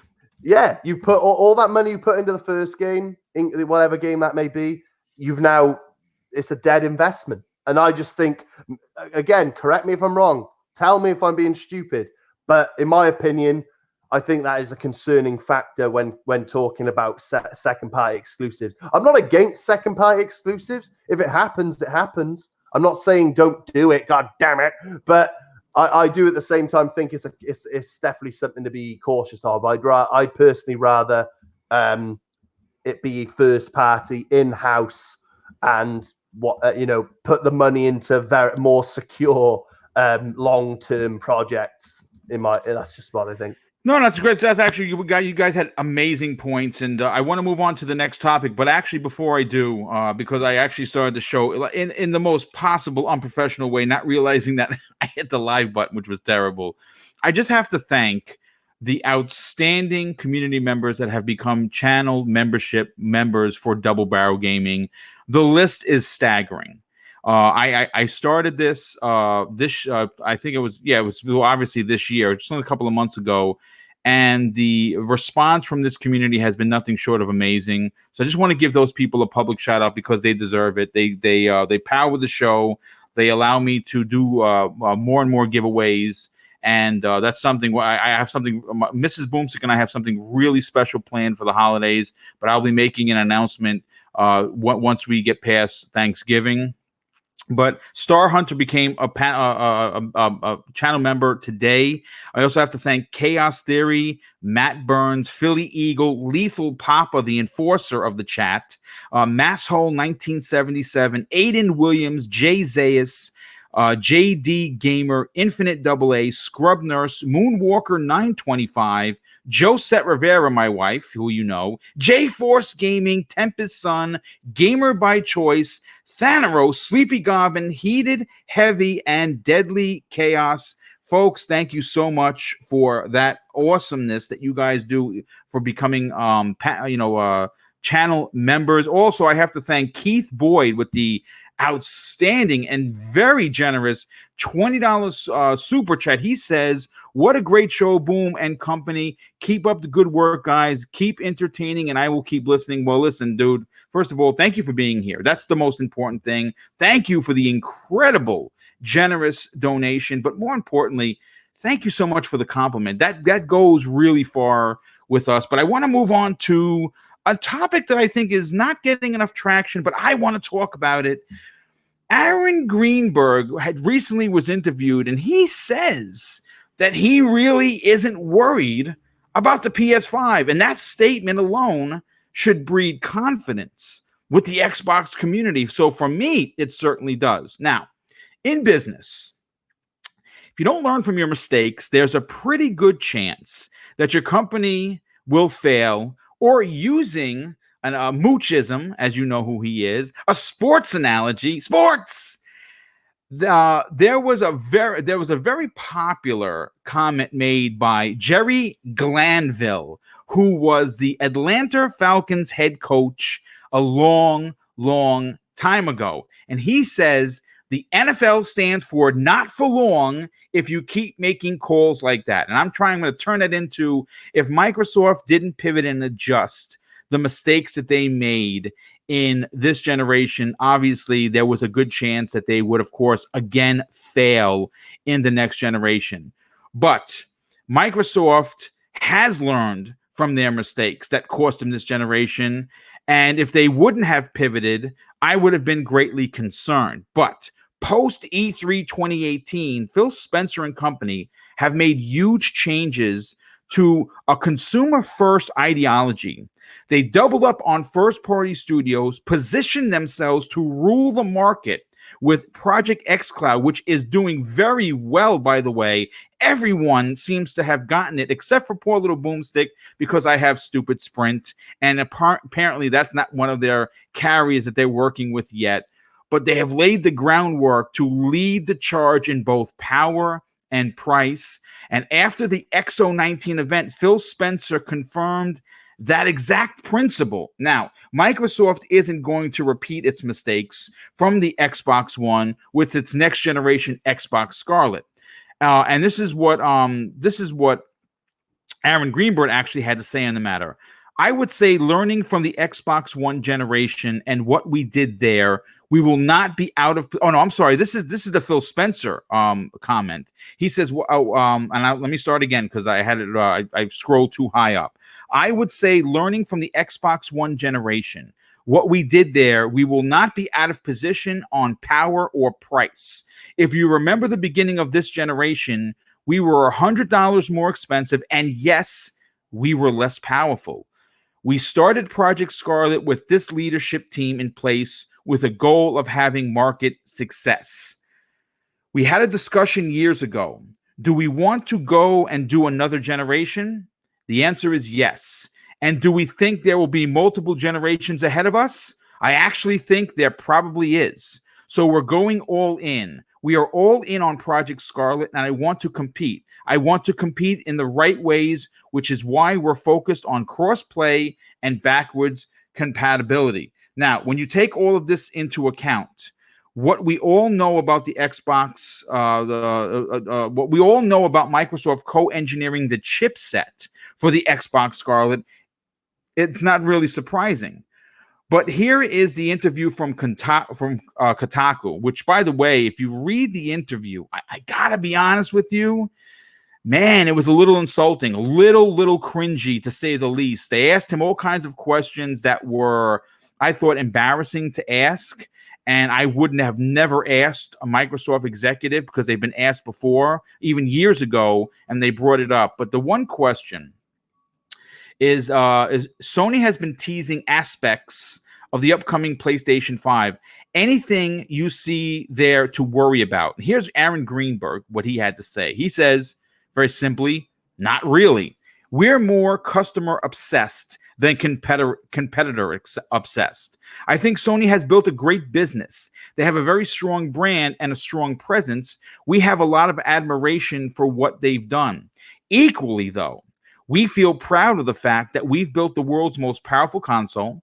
I think we've grown now our internal studios, so we have one of the largest, if not the largest, internal studio teams in the business, and we're going to continue to innovate on things like Project xCloud. We'll innovate with different varieties of games. You're seeing us grow our partnerships with Japanese developers and Japanese creators with things like Yakuza or Yakuza series. Some people pronounce it either or. Things like more Final Fantasy games on the Xbox Game Pass and the entire Kingdom Hearts series on Xbox. These are all from us listening to the fans and dedicating our time to fulfill those projects. So here's my question to the panel. When you read these interviews, guys, and you hear both Phil Spencer and Aaron Greenberg, it sounds like they are extremely confident about everything they're going to be doing in the next generation. That includes power, price, market share, first-party games, second-party games, third-party support, and that's worldwide. That's not just here in the States. That's everywhere. But in the Japanese regions where they've been lacking support, they seem to be doubling down on those efforts. Do you feel that they are doing everything possible to win the next generation? And why do you feel like that? And I'll go to the Welsh gamer first on this. Right. I think Greenberg's answers, though, were so gentlemanly. I got to be honest. Like, regardless of how cringy or unnecessary the questions might have been. In fairness, they were very bold questions. I'll give whoever the guy was questioning Greenberg, I'll give him a tap on the shoulder and say, like, you've definitely got a Louis Theroux thing going on there, sir. But Arron Greenberg, like, fair dues to him, like his answers were nothing short of excellent, and I give them an A+, like in terms of what, because he answered the way. Not only did any of the Xbox executives to answer that question, but how I honestly would have assumed, and I knew that's how they would have answered. Because how long have I been saying, Boom? And Zemi, I'm assuming you've watched some of our shows in the past, because this would have been before your time here. But I have said to Boom on countless occasions that Xbox as a company, as a branch, as a brand, as a whatever, all the executives, the team at Xbox, they are absolutely uninterested in what any of the other competitors are doing. They've made that clear on so many occasions. Like us as the gaming populace, we can fight sword and shields, like blue beats green, and fight in the middle of fields and shoot each other and call each other assholes. It don't matter. Like, we can do what we want on the ground floor. We can throw poo at each other and fire bombs and fight until we're bleeding because our favorite brand is this. And, like, it don't matter. End of the day, Microsoft don't give a shit. Like, they literally don't give a shit. And like Greenberg said, we are more customer obsessed than we are competitor obsessed. And now people can say, like, that's just PR, that's just the... But no, like, they practice what they preach. Like, they literally listen and respond on a daily basis to what us as the consumer wants. And I mean, I'm not going to compare to Sony and all this bollocks, but I can say confidently that the Xbox executives do that. And when it comes to the console and their approach, like, this generation has been a huge win for Xbox. Now, let me elaborate when I say that, yeah, Xbox had an uphill battle. And when you look back at 2013 and what they have and what they did, the launch of this generation, it was completely laughable. I mean, literally, like, oh man, like, ha ha ha! Like, I mean, it is hilarious. I'll make no excuses about it. I loved my Xbox One Fat. I loved my Kinect, and I loved being able to navigate with my hand and talk and getting my Xbox to say sexy things to me through voice chat. Like, it's amazing. I loved it. But the vast majority of people didn't, and it spoke for itself in unit sales and the price and the marketing. It was an all-round dud. Let's just be honest. The Xbox generation, how it began, was an absolute poo pie. But you cannot have success without failure. And Greenberg, as simple as his response is, it just speaks volumes to me. His admiration for Sony and its business practice and what they've done. Like I've said to you again before, Boom, I bet you Xbox as a collective has taken a lot of lessons from what Sony has done this generation, on top of a lot of things that they've done themselves, innovating with their services. They did, in fact, build the best console that has ever graced gaming. Fact. Hashtag fact. Hashtag fun facts. And it goes on. And then the studios, like, oh my God, the studios, Boom, like the acquisitions. We have 15 studios, and 4 of which of them are creating multiple projects. So you're talking, technically, like the bare minimum of about 20 plus projects going into a new generation. Like I said, the services. And then with regards to the question, the upcoming PS5, have you got any concerns? And he just said straight up, no, we don't. And that's one, because they just don't care. But secondly, because they know full well they're not falling into that rat trap again. Right. Like, that it's not happening, guys. Like, people can argue that, like, oh, PS5 this, PS5 that. I don't care. I don't care on a personal level. I have no doubt the PlayStation 5 is going to be a phenomenal machine. But whether it's by a small margin or a large margin, I fully expect Xbox to be ahead of the curve. And going into the other stuff that he said as well, the proud of the fact that we built the most impressive console, and then he says we're going to continue to innovate like Project X Cloud, and he said something about as well. It was either him or Phil saying we've had discussions years ago. Do we want to do another generation? Should we keep doing generations? But my argument is this as well, and again, it falls into what Greenberg said about we're customer obsessed, not competitor obsessed, and they don't care what the competitors are doing because the competitor, main one being PlayStation, they're probably going to still do a box under the TV for the next 100 years, whereas Xbox has dipped its toe in 100 different pools now, Boom and Zemi, and everyone in they're going into the cloud space. Their only competitor there is Google Stadia, and I'm sorry, but they're shit. They won't last a year. They got like 10 games coming out on that bastard service. It's an absolute waste of time. And then when it comes to the X Cloud being able to play handheld, like being able to take your games on the go, there's nowhere else doing that. I know Google Stadia talked up a storm and a lot of hardy promises, but it's DOA, dude. It's dead. It's dead already. Yeah, it's not going to happen. And Xbox is leading the charge in that element. So if in the next couple of years, it's looking likely that it's going to go far more digital, and this could be the last generation with a box under the TV, for lack of a better term, Xbox is already ahead of the game. They have literally set themselves up they have future-proofed Xbox as an entity, as an ecosystem for decades to come. And and that's all because they've listened to what customers want, and they haven't concerned themselves with what the competitors are doing.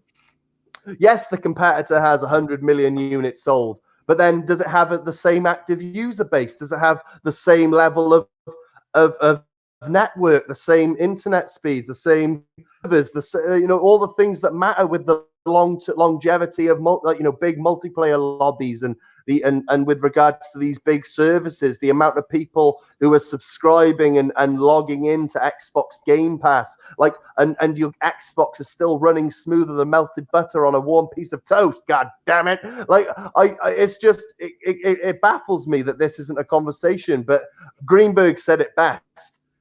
No, they're not concerned about anything that the PlayStation is doing. They admire what Sony has done. They admire their competitors for what they've done, and like I said, like behind closed doors, they've probably expressed a huge admiration for the lessons they've learned over the years. But Xbox is in a very strong position. They got their finger in a few different pies, and I do think that they've got a very strong future ahead of them in a lot of different ways. Like I really do, and I just think there is no concern. They've co-engineered the chip that I have the Xbox Scarlett, I'm saying it now, is going to be unfathomable for when it comes to console gaming. I know you're gonna have PC gamers being like, oh yeah, but PC's this. It's like, yeah, it is, but go wank over your PC in a different room because I'm a console gamer. I don't give a shit about PC. If I wanted a PC, I'd get a PC.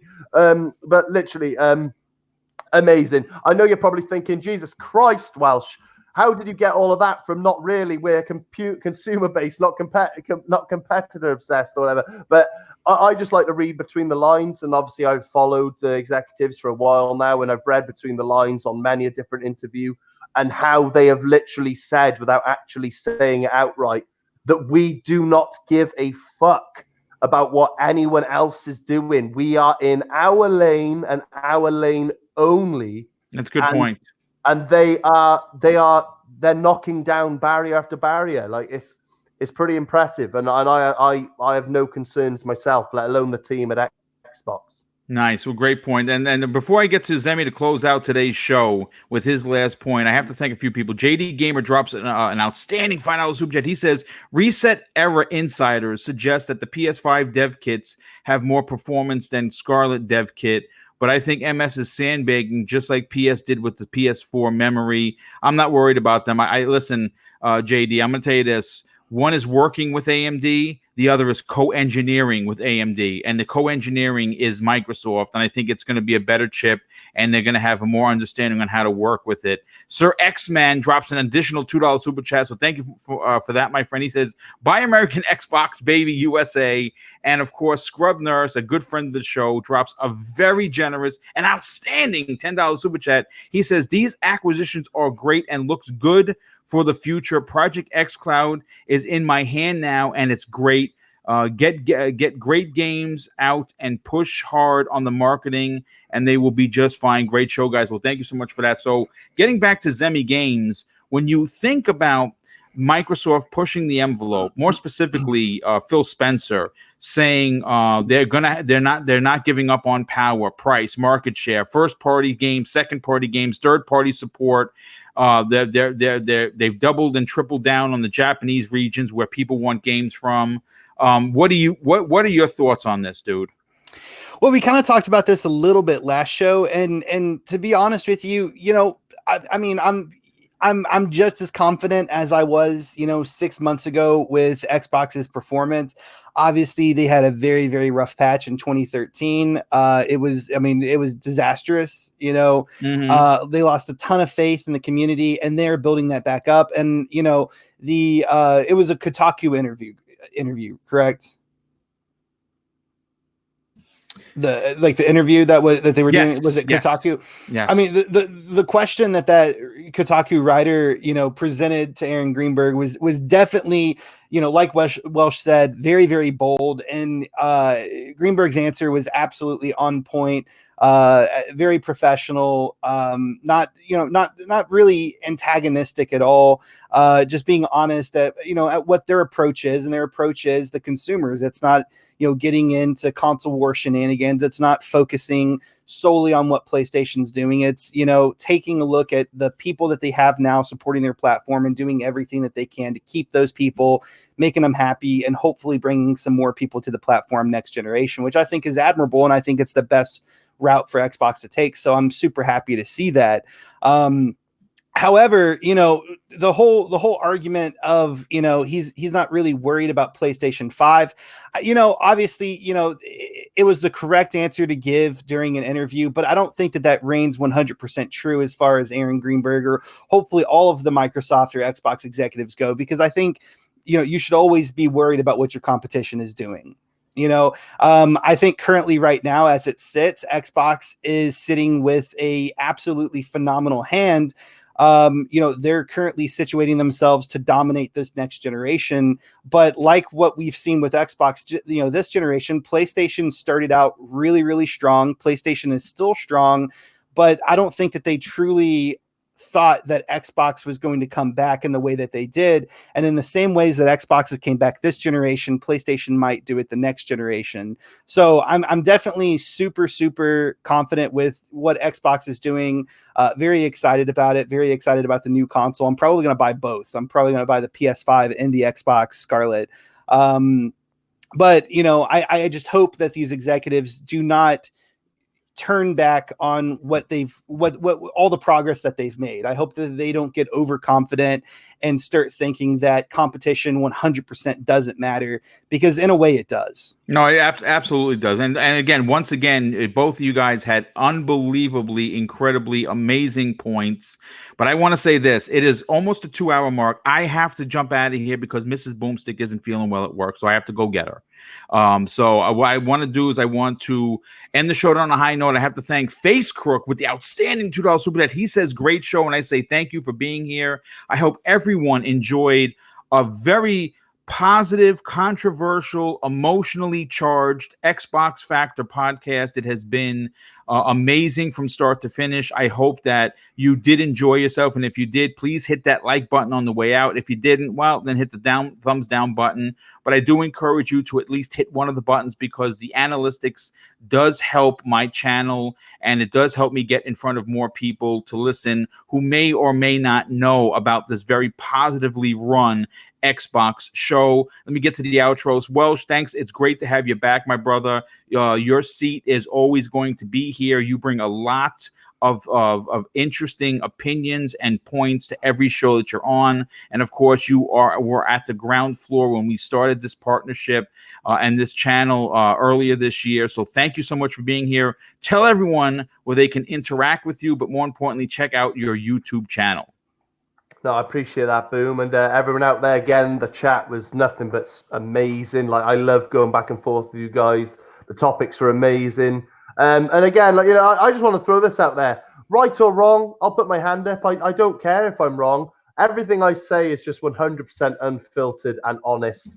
And I just speak from the heart, and I'm very opinionated. Right or wrong, I don't care. But I am as transparent as they come. I'm always up for a discussion, a debate. Everyone in the chat, I love you all. You make me want to come here all the time. I love just speaking for you guys. But as for me, hit me up on Twitter at the Welsh Gamer 93. And I like to say this every single show. I think it's very important. But any of you out there who are struggling with any kind of mental health, anxiety, depression, anything of that nature, please just remember that you are not alone. It is not just you. And if you ever want to talk, please DM me on Twitter, because it'd be my absolute pleasure to talk and help in any way I can, because that is literally half the battle, is just reaching out and talking to someone. And believe me, I've been there. So take care, guys. Thank you very much. And that was an awesome show, Boom. Thank you. Yeah, appreciate it very much. And thank you for offering the counsel services if someone needs it, because that is ultra important. And last but certainly not least, Zemi Games, this has been, I think, your 5th or 6th show. Love it having you on. Love your opinions. They're thought-provoking and very thorough. And you do bring something unique and different to this show each and every week that you're here. Do me a favor, tell everyone where they can follow you on Twitter, but more importantly, check out your outstanding YouTube channel. Well, thank you so much, Boom. Has it only been 5 or 6 shows already? I'm pretty sure. Man, that's awesome either way. But it just feels like I've been here for a little bit longer than that. But anyway, so Boom, thank you so much, Welsh. Thank you. You're a fantastic dude, Welsh. So I appreciate everything that you said there, once again, with the mental health and everything like that. Super important. If you guys enjoyed my opinions today, definitely go check out my YouTube channel. It's called Zemi Games, the same as my name. And if you want to as well, definitely hit me up on Twitter. Always available to talk to anyone about gaming stuff. You can follow me on Twitter at Zemi Games as well. So thank you guys so much. Well, thank you as always. And I want to thank the chat. You guys and gals were absolutely outstanding. We did have, 1 or 2 knuckleheads that just kind of want to keep saying the same thing. And, unfortunately, they got timed out, or they got put on, on blast by, the monitors that we have, making sure that these chats are fair and fun, and you want to come to these shows. So thank you for the moderators, as well, of course, as the chat being here, because we would not have a show if it wasn't for your outstanding viewership. I'm always going to be grateful that anyone wants to listen to these shows. But I just want to wish everyone a fantastic Thursday. Please enjoy gaming, treat others how you want to be treated, and also, it doesn't cost anything to be nice. You follow those 2 rules, and I guarantee you're going to have an awesome day. Please take care. Enjoy yourself. And we will see you next Thursday on the newest episode of the Xbox. No, wait a second. I'm sorry. Next Thursday is Thanksgiving. We're seeing if we can put a Wednesday show together. And if we're able to do it, we'll do it Wednesday. I will talk to the guys privately and see if we can get that done. Please enjoy the rest of your day. Enjoy gaming and take care.